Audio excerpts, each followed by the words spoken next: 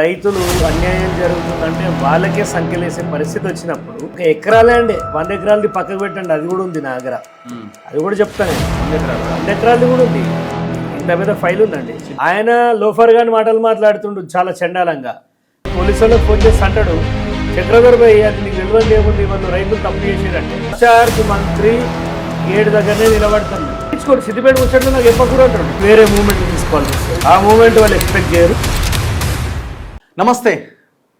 సిద్దిపేట నియోజకవర్గ Congress party leader Chakradhar Goud రాజీనామా చేశారు కాంగ్రెస్ పార్టీకి, ఆ పార్టీ ప్రాథమిక సభ్యత్వానికి. ప్రస్తుతం చక్రధర్ గౌడ్ నా ముందు కూర్చున్నారు, మాట్లాడదాం. నమస్తే అన్న. నమస్తే. దేనికి రాజీనామా చేశారు? కాంగ్రెస్ పార్టీలో బీఆర్ఎస్ పద్ధతులే అవలంబిస్తారు. రైతులు అన్యాయం జరుగుతుందంటే వాళ్ళకే సంఖ్యలేసే పరిస్థితి వచ్చినప్పుడు మనం ఉండలేకపోయినాం. ఒక ల్యాండ్ని, ఒక ఎకరా ల్యాండ్ 100 ఎకరాలది పక్కకు పెట్టండి, అది కూడా ఉంది నా దగ్గర.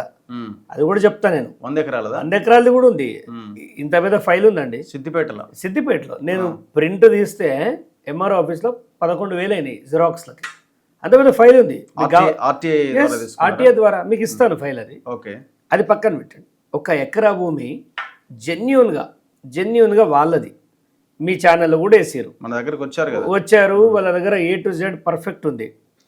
ఆ ల్యాండ్ విషయంలో ఈ ల్యాండ్ మాది అని పోతే వాళ్ళ మీద కేసు అయింది.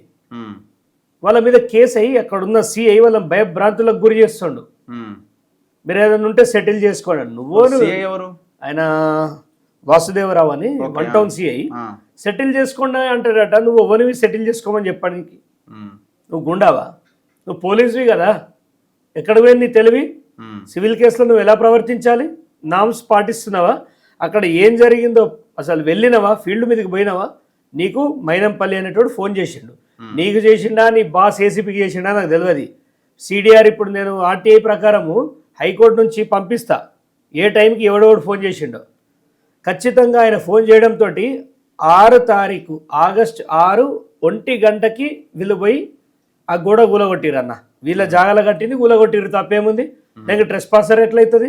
ఎవరు ఆయన మొన్నటిదాకా హరీష్ తో ఉండి ఇప్పుడు మైనంపల్లి ఎవడైతే ఆలకుంట మహేందర్ అని ఒక రౌడీ షీటర్ ఉన్నాడో వాడు బీఆర్ఎస్ లో ఉండి ఈ కబ్జాని కాపాడుకోనికి కాంగ్రెస్ లోకి వచ్చాడు.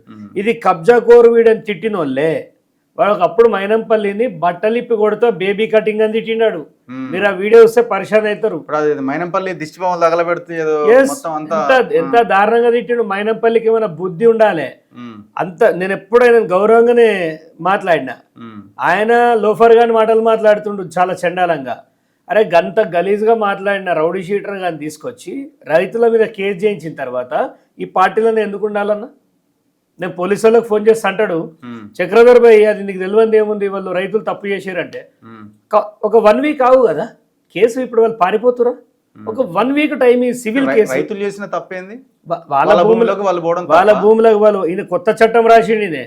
ఈ సిఐ కొత్త చట్టం రాసిండు. నేను ఆ వీడియో వాళ్ళు ఆఫీస్కి వచ్చి ప్లే చేసిన తర్వాత కూడా వాడు ఏంది మెసేజ్లు పెడతా ఉంటాడు. 50 లక్షలు అడిగిండు, 50 లక్షలు ఇవ్వనందుకు నేను పేదోని, నా కులం తక్కువ, బలహీనుడిని అని మెసేజ్లు పెట్టుకుంటూ వచ్చిండు. అవును. నాకు ఎవరో వచ్చి చెప్తే నేను వెంటనే ఫోన్ చేసిన, 3 సార్లు ఫోన్ చేస్తే మళ్ళీ ఫోన్ ఎత్తారు.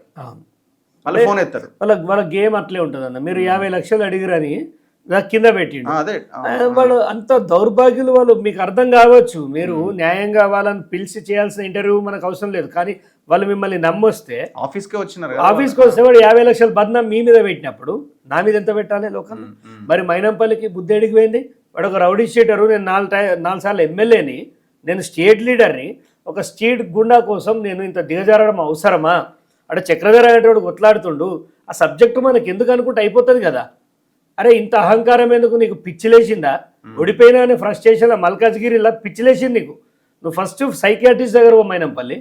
నువ్వు ఏం చేస్తున్నావు? యాదవులను తిడుతావు. నువ్వు యాదవులనని నువ్వు బతుకుతావా? నువ్వు తెలంగాణ అంతా పక్కకు పెట్టు. నువ్వు హైదరాబాద్లో తిరుగుతావు, యాదవులు కదా. నీ మనుషులు ఎంత, నువ్వెంత, నీ లెక్కెంత?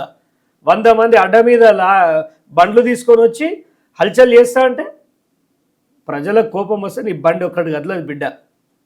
ఏదో నీ కొడుకు లింగు అంటూ ఏదో ఈసారి పద్మాదేవేందర్ రెడ్డి గెలుస్తుంది అని రికార్డ్స్ రాసిస్తా అన్న. మన తొలి వెలుగుల పద్మాదేవేందర్ రెడ్డి గెలుస్తుంది. ఎందుకు? ఇట్లాంటి వేస్ట్ ఫెలోస్ ఉంటే గెలుస్తుంది. ఏం రౌడీయిజం సిద్దిపేటలో ఇదే చేసిరన్న. ఎంఆర్ఓ ఆఫీస్కి పోతే నాకు పని కానియరు, కలెక్టర్ ఆఫీస్కి పోతే పని కానియరు. అరే నేను పట్టుకవే ఫైల్ అన్న చూడరా బాబు, అది కళ్యాణ్ లక్ష్మియో అది ఏందో, అది రేషన్ కార్డు, అది ఏది చూడరు.